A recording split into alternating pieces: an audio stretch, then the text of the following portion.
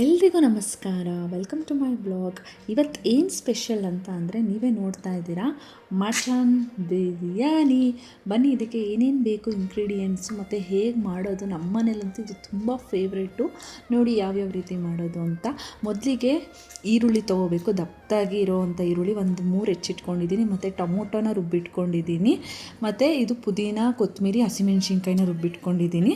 ಹಸಿಮೆಣ್ಸಿನ್ಕಾಯಿನೂ ಸಪ್ರೇಟಾಗಿ ಒಗ್ಗರಣೆಗೆ ಎತ್ತಿಟ್ಕೊಂಡಿದ್ದೀನಿ. ಮತ್ತು ಪಲಾವ್ ಶುಂಠಿ ಬೆಳ್ಳುಳ್ಳಿ ಪೇಸ್ಟು, ಮತ್ತು ಪಲಾವ್ ಸಾಮಾನಿಗೆ ಏನೇನು ಹಾಕ್ತೀವಿ ಅದೇ ರೀತಿ ಬಿರಿಯಾನಿಗೂ ನಾನು ಹಾಕ್ತೀನಿ. ಪಲಾವ್ ಎಲೆ, ಮರಾಠಿ ಮೊಗ್ಗು, ಕಸ್ತೂರಿ ಮೆಥಿ, ಚಕ್ಕೆ, ಲವಂಗ ಇದೆಲ್ಲ ಒಗ್ಗರಣೆ ರೆಡಿ ಮಾಡ್ಕೊಂಡು ಮಟನ್ನ ನಾನು ಮುಂಚೆನೇ ಕುಕ್ಕರಲ್ಲಿ ಕೂಗಿಸ್ಕೊಬಿಟ್ಟಿರ್ತೀನಿ.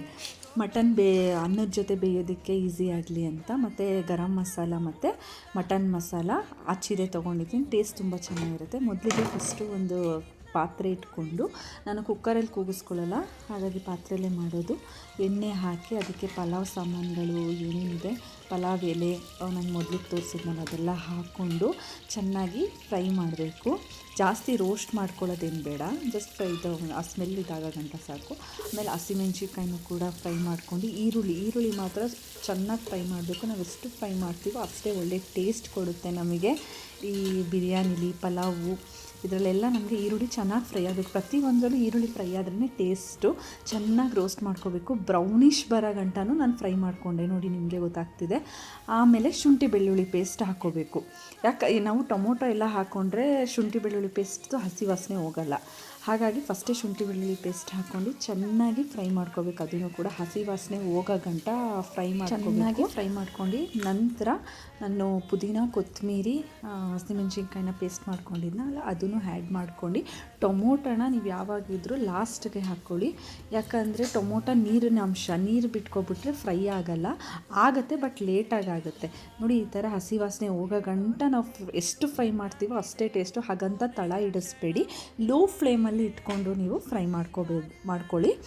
ಆಮೇಲೆ ಲಾಸ್ಟಿಗೆ ಟೊಮೊಟೊ ಹಾಕೋತಾ ಇದ್ದೀನಿ. ಇದನ್ನು ಕೂಡ ಚೆನ್ನಾಗಿ ಗ್ರೈಂಡ್ ಮಾಡ್ಕೊಂಡಿದ್ದೀನಿ. ಫ್ರೈ ಮಾಡಬೇಕು ಇದನ್ನು ಕೂಡ. ಇದ್ರದ್ದು ಹಸಿ ವಾಸನೆ ನಾವು ಏನೇ ಇಂಗ್ರೀಡಿಯೆಂಟ್ಸ್ ಹಾಕಿದ್ರೂ ಚೆನ್ನಾಗಿ ರೋಸ್ಟ್ ಮಾಡಿ ಅದು ಹಸಿ ವಾಸನೆ ಹೋಗೋ ಗಂಟನೂ ನಾವು ಫ್ರೈ ಮಾಡ್ತಾಯಿದ್ರೆ ಒಳ್ಳೆ ಟೇಸ್ಟ್ ಸಿಗುತ್ತೆ. ನೋಡಿದ್ರಲ್ಲ ಯಾವ ರೀತಿ ಇತ್ತು ಕಲರ್, ಯಾವ ರೀತಿ. ಅದಾದಮೇಲೆ ನಾನು ಬೇಯಿಸಿಟ್ಕೊಂಡಿದ್ನಲ್ಲ ಆ ಮಟನ್ನ ಹಾಕ್ಕೊಂಡಿದ್ದೀನಿ. ಈಗ ಏನಕ್ಕೆ ನಾನು ಮುಂಚೆನೇ ಬೇಯಿಸ್ಕೊಳ್ತೀನಿ ಅಂತ ಅಂದರೆ, ಅನ್ನದ ಜೊತೆ ಹಾಕಿದಾಗ ಬೇಯಲ್ಲ ಮಟನ್ನು. ಚಿಕನ್ ಆದರೆ ಬೆಂದೋಗ್ಬಿಡುತ್ತೆ, ಮಟನ್ ಬೇಯೋದಿಲ್ಲ. ಹಾಗಾಗಿ ನಾನು ಮುಂಚೆನೇ ಮಟನ್ನ ಕೂಡ ಬೇಯಿಸ್ಕೊಂಡ್ಬಿಟ್ಟಿದ್ದೆ. ಇವಾಗ ಆ ಮಸಾಲೆಗಳ ಜೊತೆ ಒಂದು ಸ್ವಲ್ಪ ಉಪ್ಪು ಖಾರ ಹಿಡೀಲಿ ಅಂತ ಹಾಕಿ ಮಾಡಿ ನಾನು ಮಟನ್ ಬೇಯಿಸಿ ಇಟ್ಕೊಂಡಿರ್ತೀನಲ್ಲ ಆ ನೀರನ್ನೇ ಆ್ಯಡ್ ಮಾಡ್ತೀನಿ. ಯಾಕಂದರೆ ಮಟನ್ ಬೇಯಿಸಿದ್ಮೇಲೆ ಆ ನೀರೆಲ್ಲ ವೇಸ್ಟ್ ಆಗಬಾರ್ದು, ಅದರಲ್ಲೇ ರಸ ಎಲ್ಲ ಇಳಿದುಬಿಟ್ಟಿರುತ್ತೆ. ಸೊ ಟೇಸ್ಟ್ ಅಲ್ಲೇ ಹೋಗ್ಬಿಡುತ್ತೆ ಮಟನ್ದು. ಹಾಗಾಗಿ ಮಟನ್ದೇ ನಾನು 1 ಗ್ಲಾಸ್ 2 ಗ್ಲಾಸ್ ಹಾಕ್ಕೊಂಡಿರ್ತೀನಲ್ಲ ಅದನ್ನೇ ಹಾಕ್ಬಿಟ್ಟು ಉಪ್ಪಾಕಿ ನಮ್ಮ ರುಚಿಗೆ ಕುದಿ ಬರೋ ಗಂಟ ವೇಟ್ ಮಾಡಬೇಕು. ತಿರುಗಿಸ್ಬಿಟ್ಟು ಒಂದು 5 to 7 ಮಿನಿಟ್ಸ್ ಬಿಟ್ಟರೆ ಸಾಕು. ಕುದಿ ಬರುತ್ತೆ. ಬಂದಾಗ ಅಕ್ಕಿನ ತೊಳೆದು ನೆನೆಸಿಟ್ರೆ ಇನ್ನೂ ಚೆನ್ನಾಗಿರುತ್ತೆ. ಮತ್ತು ಬಾಸ್ಮತಿ ರೈಸ್ನ ಆ್ಯಡ್ ಮಾಡಿಕೊಂಡು ಕೂಡ ತುಂಬ ಚೆನ್ನಾಗಿರುತ್ತೆ. ನಾನು ಮಾಮೂಲಿ ರೈಸ್ನೇ ನೆನೆಸಿಟ್ಟಿದ್ದೆ, ಅದನ್ನು ಹಾಕ್ಕೊಳ್ತಾ ಇದ್ದೀನಿ. ಲಾಸ್ಟಿಗೆ ಗರಂ ಮಸಾಲ ಒಂಚೂರು ಹಾಕ್ಕೊಂಡ್ರೆ ಟೇಸ್ಟ್ ಮಾತ್ರ ಸಖತ್ತಾಗಿ ಬರುತ್ತೆ. ಮಟನ್ ಮಸಾಲನೂ ಇದ್ದರೆ ಹಾಕ್ಕೊಳ್ಳಿ, ಇಲ್ಲಾಂದರೆ ಆಪ್ಷನಲ್ ಇದು.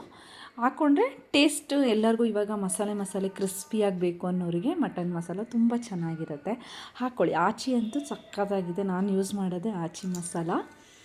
ಆ್ಯಕ್ಚುಲಿ ಖಾರದ ಪುಡಿ ಮತ್ತು ಇದೆಲ್ಲ ನಮ್ಮ ಇದರಲ್ಲೇ ಮಾಡ್ಕೊಬಿಟ್ಟಿರ್ತಾರೆ ಮನೇಲಿ. ಸಾಂಬಾರು ಪುಡಿ, ಧನಿಯಾ ಪುಡಿ ಎಲ್ಲ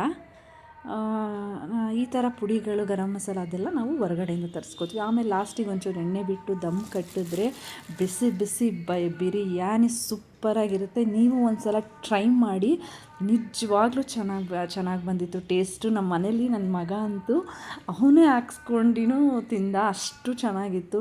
2 ಸಲ ಹಾಕ್ಸ್ಕೊಂಡು ತಿಂದ. ಟೇಸ್ಟ್ ಮಾತ್ರ ಬೊಂಬಾಟಾಗಿ ಬಂದಿತ್ತು. ನಿಮಗಿನ್ನೂ ಎಕ್ಸ್ಟ್ರಾ ಮಸಾಲ ಬೇಕು, ಎಕ್ಸ್ಟ್ರಾ ಗ್ರೀನಿಶ್ ಆಗಬೇಕು ಅಂತ ಅಂದರೆ ನೀವು ಪುದೀನ, ಕೊತ್ತಂಬರಿ ಎಲ್ಲ ಜಾಸ್ತಿ ಹಾಕ್ಕೊಂಡು ಮಾಡ್ಕೋಬೋದು. ನಾನು ಮಕ್ಕಳು ತಿನ್ನೋದು ಅಂದ್ಬಿಟ್ಟು ಲೈಟಾಗಿ ಮಾಡ್ಕೊಂಡಿದ್ದೀನಿ. ಮತ್ತು ಟೇಸ್ಟ್ ಮಾತ್ರ ಬೊಂಬಾಟಾಗಿ ಬಂದಿತ್ತು.